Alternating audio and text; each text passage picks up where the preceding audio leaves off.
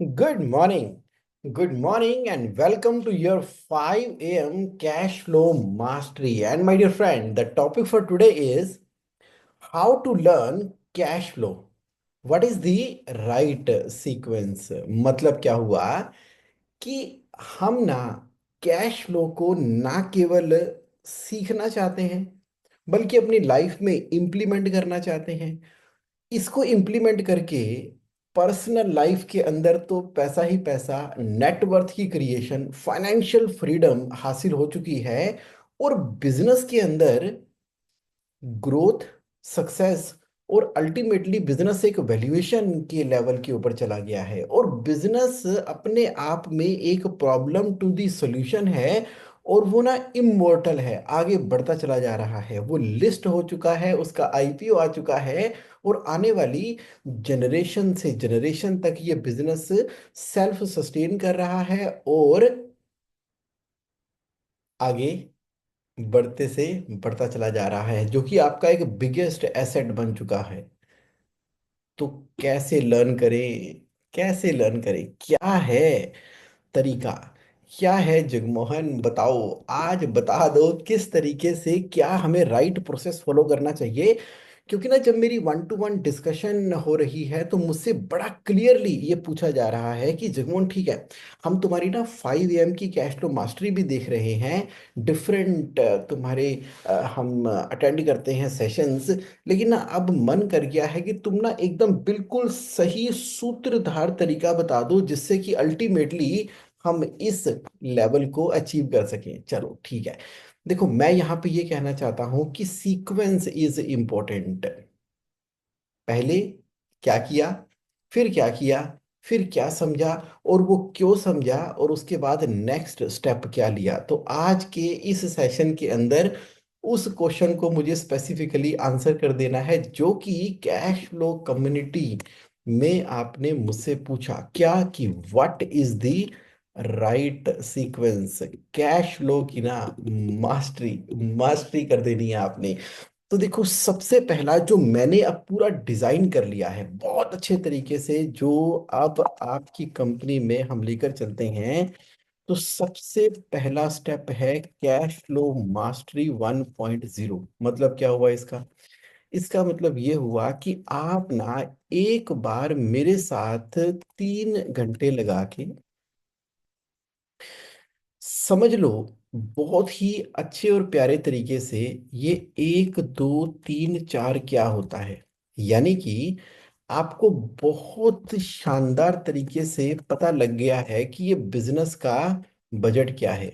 किसका budget, business का budget. फिर आपने अपनी कंपनी के अंदर कैश फ्लो मॉडल को किस तरीके से लगाना है। और अब हर महीना खत्म होने के बाद फाइनेंशियल समरी को एनालाइज कैसे करना है।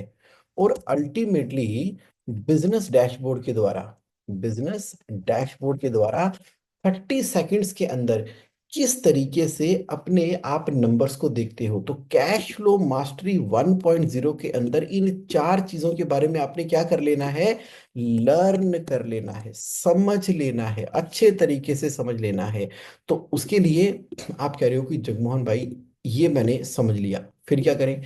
सीक्वेंस कहती है कि इसके बाद अब आपको कैश फ्लो मास्टरी 2.0 के हिसाब से चलना चाहिए, जिसके अंदर अब लर्न तो कर लिया है, तो अब बैठ के ना इसको अच्छे तरीके से अपनी कंपनी के अंदर इम्प्लीमेंट करना है। किसको, इन्हीं 4 तरीकों को।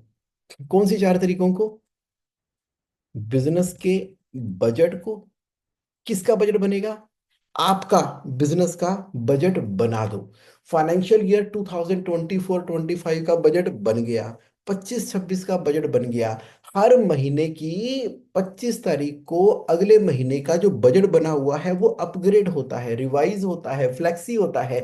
दैट मीन टू से, हो सकता है कि जब आपने ओरिजिनल बजट बनाया हो तो उस समय आपके यहाँ पर 2 प्लांट हो, आपने एक और प्लांट बना लिया। या उस समय आपकी 2 फैक्ट्रियां हो, आपने कंसोलिडेट करके एक फैक्ट्री कर दी है। पहले आपने सोचा था कि रिटेल और होलसेल दोनों का बिजनेस करूंगा, आपने कंसोलिडेट कर दिया सिर्फ रिटेल के ऊपर। यानी कि जैसे जैसे जैसे जैसे समय बीतेगा, तो शुरू में जो आपने बजट बनाया होता है, उसको हर महीने की 25 तारीख को अगले महीने के बजट को रिव्यू करना ही होता है, सो दैट कि आप नियर टू एक्चुअल के ऊपर जा सको।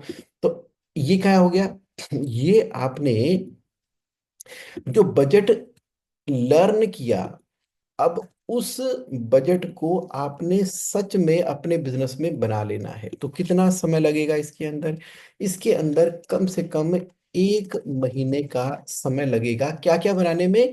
पहला, बिजनेस का बजट बना लो, और दूसरा, अपने कैश फ्लो के मॉडल को चला लो। यानी कि अब समय है बैंक को अप्रोच करने का कि बैंक भाई मेरे ऐसा है, तू 4 बैंक अकाउंट खोल दे, और 6 जार सिस्टम के हिसाब से अपनी पर्सनल लाइफ के अंदर 6 बैंक अकाउंट सच में आपने बना लिए, और आपका जो फोल्डर है, आपका जो कैश फ्लो मॉडल का फोल्डर है, वो बहुत अच्छे तरीके से तैयार हो चुका है। काम करना पड़ेगा ना उसके लिए, तो काम करो। कर लिया, फिर क्या करेंगे? अब फाइनेंशियल समरी जो आपने सीखी, अब उसको बनाओ। कौन बनाएगा? आप बनाओगे, आपका अकाउंटेंट बनाएगा, आपकी कंपनी के अंदर फाइनेंशियल टूल लगेगा, उसको बनाना है और उसको एनालाइज करना है। इसके बेसिस के ऊपर जो कुछ बना, तो उसको आपने बिजनेस डैशबोर्ड के द्वारा अब रियल में, एक्चुअल में देखना शुरू कर दिया। तो ये खेल हो गया कैश फ्लो मास्टरी 3 घंटे का, जहां पर आपने लर्न किया। ये गेम हो गई इम्प्लीमेंटेशन की, जिसके अंदर 1 महीने के अंदर आपने बिजनेस का budget, cash flow model, financial summary और बिजनेस के डैशबोर्ड को सचमुच में अपनी कंपनी के अंदर इंप्लीमेंट कर लिया। अब आपको दिखना शुरू हो गया, काम चलना शुरू हो गया, आगे बढ़ना शुरू हो गया। अब हम क्या करें? अब आपके बिजनेस ने ना अंगड़ाई लेना शुरू की है, कंट्रोल फील करना शुरू किया है, तो आप अपने बिजनेस के अंदर आप क्या कर दोगे? लगा दो, लगा दो। अब एक एक करके, एक एक करके, एक एक करके फाइनेंशियल कंट्रोल लगाना शुरू कर दो। फाइनेंशियल कंट्रोल, देखो यहां से तो विजिबिलिटी आ गई ना, बजट से, कैश फ्लो मॉडल से, फाइनेंशियल समरी से। उसके बाद अब जो आपकी कंपनी में फाइनेंशियल कंट्रोल लगने हैं, कितने लगने हैं? 21 फाइनेंशियल कंट्रोल लगने हैं। कौन कौन से हैं? 1 2 3 4 5 6 7 8 9 से करते करते करते करते 21 फाइनेंशियल कंट्रोल हैं जो लगने हैं। अब हम क्या करेंगे? 3 महीने का समय लगाएंगे, बिल्कुल प्रैक्टिकल तरीके से। कितना? 3 महीने का समय लगा के एक बार 4 तो लग गए, 1 2 3 4 तो लग गए। अब बाकी बचे हुए जो 17 कंट्रोल हैं, वो भी लगा लेने हैं। कितने टाइम के ऊपर? 3 महीनों के अंदर। अब वो क्या है? अब आप तगड़े हो जाओ, यहाँ पर अपनी पूरी की पूरी अकाउंट्स टीम को इन्वॉल्व करना है। एक अकाउंटेंट है तो एक सही, दो है तो दो सही, तीन है तो तीन सही। यहाँ पर अब जो चार्ट ऑफ अकाउंट है, हाँ जी, वो पूरी तरह से सेट कर दिया जाएगा। तो जो ओपनिंग बैलेंसेस आपकी बुक्स ऑफ अकाउंट के अंदर आ रहे हैं, उसको नीट एंड क्लीन एंड साफ सुथरा कर दिया जाएगा। कई सप्लायर हैं जिसको पेमेंट करनी नहीं है, कई कस्टमर है जहाँ से पैसे आने नहीं है, कोई अनसिक्योर्ड लोन है, कोई ड्यूटीज है, कोई टैक्सेस है, कहीं पर कोई ना जाने ओपनिंग बैलेंसेस के अंदर बैलेंस शीट सही पिक्चर डिपिक्ट कर ही नहीं रही है। तो उसको ठीक करने के लिए क्या करना पड़ेगा? ओपनिंग बैलेंसेस को करेक्ट करना पड़ेगा, सही करना पड़ेगा। हो गया।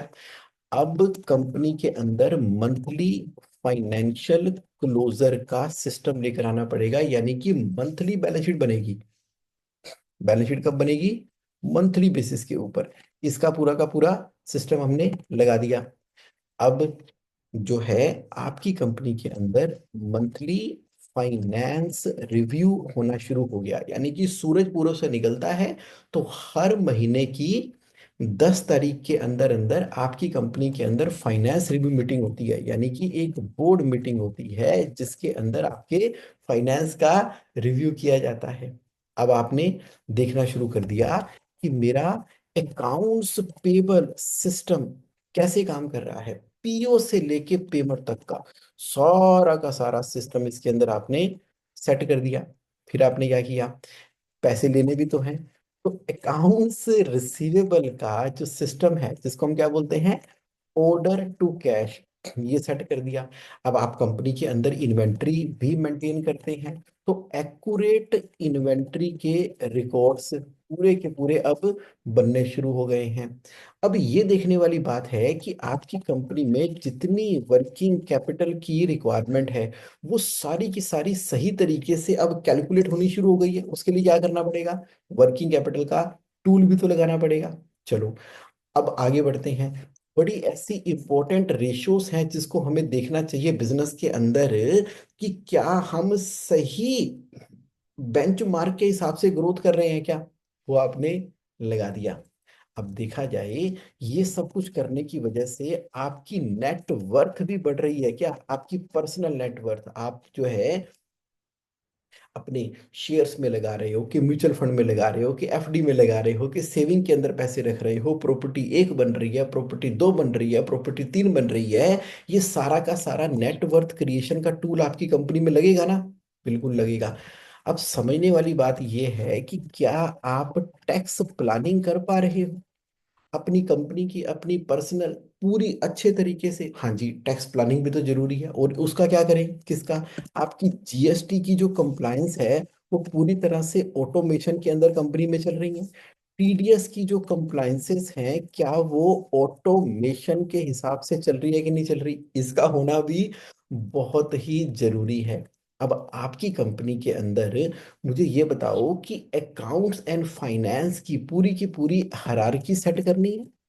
अकाउंट्स एंड फाइनेंस वो कौन चलाएगा, उसकी हायरार्की क्या है, यानी कि आपका ऑर्गेनाइजेशन स्ट्रक्चर कैसा है, यानी कि आपकी कंपनी के अंदर क्या मास्टर लिस्ट ऑफ एक्टिविटी बनी हुई है, क्या यहाँ पर साइक्लिक लिस्ट, डेलीगेशन लिस्ट के सिस्टम चल रहे हैं, जितने भी आप काम करते हो उसके वीडियोस बने हुए हैं कि नहीं बने हुए। तो वीकली एमआईएस का स्ट्रक्चर भी तो हमें बनाना पड़ेगा आपकी कंपनी के अंदर। तो कहने का मतलब ये हुआ कि एक एक करके, एक एक करके, एक एक करके हम सारे के सारे सिस्टम को इम्प्लीमेंट करते चले जाएंगे, यानी कि इसको हम बोलते हैं कंट्रोल। अब आप चेक करते जाओ कितने कंट्रोल आपके लग गए हैं, कितने कंट्रोल आपके लगने हैं तो आप जो है अच्छे तरीके से इन कंट्रोल को लगाते चले जाओगे, लगाते चले जाओगे, लगाते चले जाओगे। अब एक बड़ा इंपॉर्टेंट कंट्रोल है जिसका नाम है इंटरनल ऑडिट सिस्टम, जिसको हम बोलते हैं इंटरनल ऑडिट सिस्टम। तो अब हमने ये भी समझना है कि क्या इंटरनल ऑडिट पूरी तरह से लग गया है कि नहीं लग गया है। और 20वां कंट्रोल तो बड़ा ही इंपॉर्टेंट है, जिसको हम बोलते हैं एक्यूरेट अकाउंटिंग। क्या आपकी कंपनी के अंदर आपने सैलरी का सॉफ्टवेयर लगा लिया, क्या आपने फिक्स असेट रजिस्टर बना लिया, क्या आपने जो डेप्रिसिएशन चार्ट है वो अब लाइव बनता है कि नहीं बनता है, आपकी यहाँ पर नरेशंस प्रॉपरली लिखी जाती है कि नहीं लिखी जाती। तो कहने का मतलब ये हो गया कि अब 3 महीने लगा कि ना एक एक अंदर तक जाकर आपने अपनी कंपनी के अंदर कैश फ्लो की मास्टरी कर ली। अब स्ट्रक्चर अंदर का बिल्कुल सही तरीके से काम कर रहा है। फिर क्या करेंगे नेक्स्ट सीक्वेंस के अंदर, अब समय आ गया है कि जो आपने FC21 लगा लिया है, लगा लिया है, अब इसमें आपको ना एक रेगुलर रेगुलर हैंड होल्डिंग चाहिए है। रेगुलर हैंड किस लिए चाहिए, जिसको मैं बोलता हूँ जर्नी टू आईपीओ। अब जर्नी टू आईपीओ का क्या मतलब हुआ, यहां पर सीधी सी बात है कि आप देखो कि आज सारे के सारे फाइनेंशियल कंट्रोल लगाने के बाद अब क्या उसकी रेगुलर कंप्लायंसेस हो रही हैं, तो ये सिस्टम ना मैच्योर होंगे। मैच्योर दी सिस्टम कब, over a period of time, जिसमें सबसे इंपॉर्टेंट जो सिस्टम मैच्योर होने वाला है वो आपका ये है कि वीकली एमआईएस का सिस्टम क्या मैच्योर हो गया है क्या। हर हफ्ते मीटिंग होनी है, हर हफ्ते मीटिंग होनी है, weekly MIS, weekly MIS from accounts and finance. क्योंकि ये वाली हैबिट ना मैच्योर होगी पहले 3 महीने के अंदर, तो आपने समझ लिया, जान लिया, इंपॉर्टेंस हो गई। लेकिन अब पूरे के पूरे सिस्टम को मैच्योर करना है। क्या करना है? पूरे के पूरे सिस्टम को मैच्योर करना है। तो वीकली एमआईएस, और दूसरा क्या है? Monthly finance review meeting. ये बहुत जरूरी है वहां पर होना आपकी कंपनी के अंदर। देखिए तो सही कि जो शुरू शुरू में आपने सीखा था, बिजनेस का बजट, कैश फ्लो का model, financial summary, business dashboard, ये सारे के सारे आपने सीख भी लिए, आपने इम्प्लीमेंट भी कर लिए, उसके साथ में लगे हाथ सारे के सारे कंट्रोल लगा लिए। लेकिन मेरे भाई वो सारी चीजें मंथली फाइनेंस रिव्यू मीटिंग के अंदर देख कर उसको एनालाइज करके कुछ निकल भी रहा है कि नहीं निकल रहा? यानी कि एक ऑडिट रिपोर्ट आपको अपनी बोर्ड मीटिंग के अंदर डिस्कस करनी है, ये सारे के सारे टूल लगाने के बाद। क्यों? ऑडिट रिपोर्ट डिस्कस करने के टाइम पर आपको इस बात की पूरी इंश्योरिटी हो गई, श्योरिटी हो गई कि क्या जो आपने प्रेजेंट स्टेट से desired state, present state to desired state. अब आप मान लीजिए प्रेजेंट स्टेट जो है वो 10 करोड़ के एनुअल टर्नओवर के ऊपर है। बिजनेस का साइज मान लो इतना है कहने के लिए, और आपने डिसाइड किया है कि मेरी डिजायर्ड स्टेट जो है वो 1000 करोड़ की है और अपने आईपीओ को लेके आना है। तो मुझे ये बताओ कि आपकी इस चीज को मॉनिटर कर कौन रहा है? Auditor. Present state 10 crore, desired state 1000 crore, तो क्या इसके अंदर स्ट्रेटजीज लगेंगी? हाँ जी लगेंगी।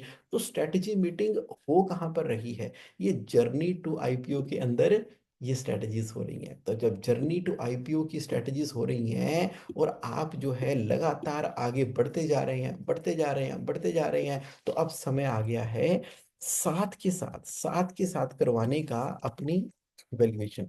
जानो तो सही, चाहे आप आईपीओ लेकर आओ चाहे नहीं लेकर आओ। हाँ जी, जर्नी टू आईपीओ, यहाँ पे इसको बोल सकते हो जर्नी टू वैल्यूएशन। क्योंकि बिजनेस की वैल्यूएशन ना अमर है। आज उसकी वैल्यूएशन मान लो 1 करोड़ है, तो फिर 10 करोड़ है, फिर 100 करोड़ है, फिर 10,000 करोड़ है। ये जर्नी टू वैल्यूएशन जो है ना, वो कैसी होएगी? वो मैच्योर होएगी over a period of time, mature होएगी। वीकली एमआईएस के द्वारा, मंथली फाइनेंस रिव्यू के द्वारा, रेगुलर ऑडिट के द्वारा, प्रेजेंट स्टेट से डिजायर्ड स्टेट पे पहुंचने की जो आपने कसम खाई हुई है, उसके हिसाब से जो regular quarterly, monthly, half yearly strategy meeting, कभी आपके ऑफिस में तो कहीं रिजॉर्ट पे जाके, तो कहीं मॉरिशस में जाके, तो कहीं गोवा में जाके, तो कहीं इंडिया के अंदर ही कहीं, आप मतलब एक ऐसे इन्वायरमेंट के अंदर जो क्रिएशन वाला इन्वायरमेंट है, present state to desired state के ऊपर काम कर रहे हो, और आप क्या कर रहे हो? अपनी वैल्यूएशन को फ्रीक्वेंटली, हाँ फ्रीक्वेंटली, वो फ्रीक्वेंसी आपकी हो सकती है एनुअल। तो एनुअली आप अपनी वैल्यूएशन को चेक करते रहते हो, चेक करते रहते हो, चेक करते रहते हो कि वाह, अब मेरी वैल्यूएशन कितनी हो गई, अब मेरी वैल्यूएशन कितनी हो गई, अब मेरी वैल्यूएशन कितनी हो गई। और अल्टीमेटली जो है, फाइनली आपने सक्सेशन प्लानिंग के हिसाब से जो भी करना है, सक्सेशन प्लानिंग के हिसाब से, मान लीजिए आप कहते हो कि मुझे अपने बिजनेस को लिस्ट करवा के और आगे बढ़ते रहना है। तो यानी कि आपकी लिस्टेड कंपनी हो चुकी है। पहले जर्नी टू वैल्यूएशन हुई, वैल्यूएशन हुई आपकी, और फिर आपने अपनी कंपनी को लिस्ट करवा दिया। और अब आप क्या कर रहे हो? लगातार अपने बिजनेस के जो कोर बिजनेस है, वहां से अल्टीमेटली आप क्या बन गए हो? सक्सेशन प्लानिंग के साथ ही, यानी कि अपनी कंपनी को लिस्टिंग करवा के, लिस्टेड यानी कि अपना आईपीओ ला के, यानी कि अपना उसके बाद एफपीओ ला के, ये बड़ी कॉमन चीज हो गई है। तो अब अल्टीमेटली जब आपने कोर को हासिल कर लिया, तो अब आप क्या बन चुके हो? आप बन चुके हो इन्वेस्टर। आप ना केवल अपनी खुद की कंपनी के अंदर इन्वेस्टर हैं, कोर बिजनेस टेकन केयर कर रही है, बल्कि आपने और भी कितनी सारी कंपनियों के अंदर इन्वेस्ट किया हुआ है। तो आप बन चुके हो प्राइवेट इक्विटी होल्ड करते हो आप दूसरों की कंपनियों के अंदर, आप एंजल इन्वेस्टर बन चुके हो, आप जो है HNI इन्वेस्टर बन चुके हो, आप इन्वेस्टर हो। तो जर्नी कहाँ से स्टार्ट हुई? तो राइट सीक्वेंस क्या है? राइट सीक्वेंस ये है कि पहले तो समझो कि ये चार चीजें होती क्या हैं कैश फ्लो मास्टरी में। उसके बाद आप इनको इम्प्लीमेंट करो अपने बिजनेस के अंदर, अच्छे तरीके से चलाओ। एक बार जब ये चल गई, उसके बाद 21 के 21 फाइनेंशियल कंट्रोल अपनी कंपनी में लगा दो। जब ये सब कुछ हो गया तो इसको जर्नी टू वैल्यूएशन के अंदर क्या करना है? मैच्योर करना है। मैच्योर करना है। जब ये मैच्योर हो गई हैं, वीकली MIS के द्वारा, मंथली फाइनेंशियल मीटिंग के द्वारा, ऑडिट के द्वारा, present state to desired state की बार बार लगातार हर बार आपको स्ट्रेटजीज बदलनी पड़ेंगी, लगानी पड़ेंगी, चेंज करनी पड़ेंगी, अपग्रेड करनी पड़ेंगी। ऐसे कैसे हो जाएगा? पैसा कहां से आएगा? स्ट्रेटजी तो लगानी पड़ेगी ना, बगैर स्ट्रेटजी के बाद बनेगी कैसे? बिजनेस का मॉडल क्या है? लगातार हर बार बिजनेस के मॉडल को अपग्रेड करना पड़ेगा। मार्केट डायनामिक चेंज हो रहे हैं, आसपास का माहौल चेंज हो रहा है, उस बदलते हुए माहौल के अंदर आपने क्या करना है? अपनी स्ट्रेटजीज को अपग्रेड करते चले जाना है। और अपनी वैल्यूएशन को हमेशा तो नहीं, 6 महीने में, साल में एक बार चेक करते रहो, लिस्टिंग करवा दो, इन्वेस्टर बन जाओ, बन जाओ। CFM 1.0, CFM 2.0, FC 21, journey to valuation, valuation, succession planning, IPO, investor. ये है जी राइट सीक्वेंस। क्लियर हो गया? यही है राइट सीक्वेंस। क्योंकि sequence my dear friend matter करती है, सीक्वेंस मैटर करती है। अब आज के सेशन में अब आपने जरा अपने आप को एनालाइज करके देखना है कि मैं कहाँ पर रुक रहा हूं। कि मैंने फाइनेंशियल समरी तो बना ली लेकिन उसको एनालाइज नहीं करता। फाइनेंशियल समरी को एनालाइज तो करता हूं लेकिन स्ट्रेटजी नहीं बनाता। स्ट्रेटजी बना के उसका कंपनी के ऊपर इफेक्ट पड़ भी रहा है कि नहीं पड़ रहा, कि कंपनी की वैल्यूएशन बढ़ रही है कि नहीं बढ़ रही है। वैल्यूएशन बढ़ गई है तो इस वैल्यूएशन को आपने अपने परिवार, फैमिली, अपने इम्प्लॉई, ईसॉप्स के हिसाब से पूरा का पूरा आपने प्लान कर लिया है। और अल्टीमेटली आपने IPO की जर्नी में जाना है कि आपने एक्विजिशन की स्ट्रेटेजी के अंदर जाना है। बड़े होने के लिए M&A करना पड़ेगा, मर्जर एक्विजिशन करना पड़ेगा, वो क्या चीजें हैं। और जब कमा रहे हो, बना रहे हो, नेटवर्थ क्रिएट कर रहे हो, तो इन्वेस्टर तो आखिर बनना ही बनना है। तो इस सीक्वेंस को मैंने अलग अलग तरीके से आपको बता दिया है। अब तगड़े हो जाओ और लग जाओ, लेकिन राइट सीक्वेंस फॉलो करो। बीच में कुछ भी ऐसा वैसा करने की वजह से ना डिजायर्ड रिजल्ट नहीं आते। अगर कहीं भी आप फंसे हुए हो तो कैश फ्लो मास्टरी 1.0 से दोबारा से शुरू हो जाओ और अपनी स्पीड को बढ़ाते हुए इस जर्नी को बड़े सक्सेसफुली तरीके से कंप्लीट कर लो। तो ये है मेरा आंसर टू योर क्वेश्चन। तभी तो मेरी 24 ईयर की जर्नी के अंदर बहुत सारे बिजनेस ओनर मेरे साथ आए, कंपनियां आई,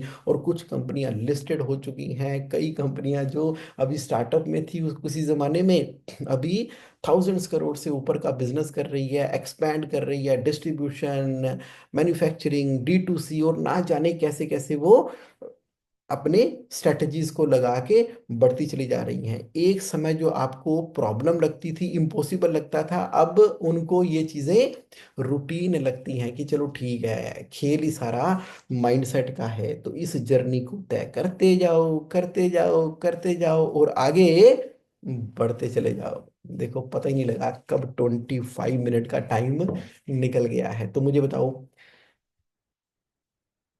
आपके क्वेश्चन का आंसर आपको मिला? राइट सीक्वेंस देने में मैं कामयाब रहा? अगर यस तो please type Y for yes in the chat box. और अभी भी कोई क्वेश्चन आ रहा है तो प्लीज टाइप योर क्वेश्चन। और if you want to say how was your session for today, then say. जो मेरे साथ आज लाइव है 5 AM कैश फ्लो मास्टरी में, और जो आज लाइव है ना मेरे साथ में कैश फ्लो मास्टरी में, वो पता क्या करो, इस सेशन के खत्म होते सारी एक अपनी वही वाली ब्लू कलर की प्यारी सी डायरी निकाल लो। निकाल लो और जरा लिख लो, लिख लो। आज उठ तो गए ही हो, सुबह सुबह एक विजन ही क्रिएट कर डालो कि आगे की जर्नी क्या रहने वाली है आपकी। एक बार लिख दो, क्योंकि जो लिख डाला वो तो होना ही है। Word create world. एक शब्द से ही तो निर्माण हुआ है पूरी सृष्टि का। लिखा और क्रिएट हो गया। शब्द निर्माण करते हैं। तो लिख लो, बना दो, कर दो। प्रशांत जी कह रहे हैं वाह, this is road map of next 5 year, setting goal for every step today. Yes Prashant ji. के जी कह रहे हैं this is the sequence to work together as plan. Absolutely absolutely, that person is coming to Chennai. Rajneesh ji कह रहे हैं yes, good morning. Journey journey already started under your guidance. क्या बात है रजनीश जी, हम तो निकल ही पड़े हैं आईपीओ की जर्नी के अंदर मिलजुल के। Yes, thank you so much for your support and guidance, always with you. Vidya Chinnavar ji कह रहे हैं I want your help in implementation of your advice. Definitely Vidya ji, हमेशा मैं आपके साथ हूँ। Hemendra Kumar ji yes. Rajiv Ranjan ji yes, fantastic. Maruti ji कह रहे हैं यस। और हेमेंद्र जी कह रहे हैं very nice. There is one question, what is the difference between IPO and FPO? IPO का मतलब होता है इनिशियल पब्लिक ऑफर। जब आप पहली बार लिस्ट करने के लिए जाते हो, जिंदगी में पहली बार, माय फर्स्ट लव, वो आईपीओ कहलाता है। लेकिन जब दूसरी बार जाते हो तो वह कहलाता है फर्दर पब्लिक ऑफर। तो पहला होता है आई, दूसरा होता है फर्दर, फ्रेश, नेक्स्ट वाला, फर्दर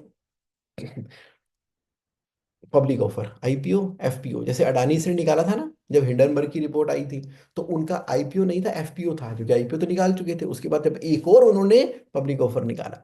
चलिए ठीक है। अब आई want your help in implementation of your advice, definitely. कब? वो एचआर मैम आपको फोन कर रही हैं, थोड़ी मंडे करेंगी कोऑर्डिनेट सर आपके साथ में। चलिए ठीक है जी, thank you very much for your participation. Have a great great great and amazing time ahead. बहुत जल्दी मिलते हैं नेक्स्ट सैटरडे एक नए डीप सेशन के साथ में, और टेंजिबल इन रियलिटी, सच में, मतलब कि जिसको आप टच कर सकते हो, फील कर सकते हो, वैसे रिजल्ट क्रिएट करने हैं लाइफ में आपने। और उसके लिए नो मैटर व्हाट, जो लगेगा वो लगेगा। ओके जी, thank you, bye. Thank you Prashant ji thank you.